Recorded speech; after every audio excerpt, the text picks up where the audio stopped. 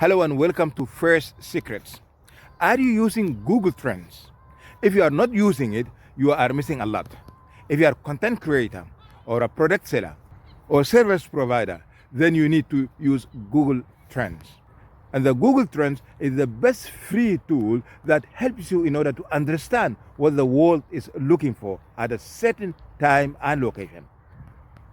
It helps you in order to discover new ideas about products, content ideas, service ideas, where your services have market, where your products are being sold, where your ideas are mostly accepted, and also uncovers the emerging markets about your products and services.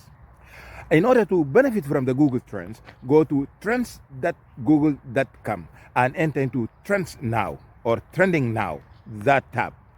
And I'm going to make a detailed video about the Google Trends, showing you how to use Google Trends step by step.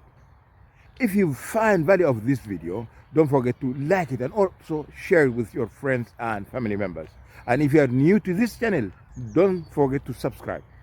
This is Ahmed Welingpe.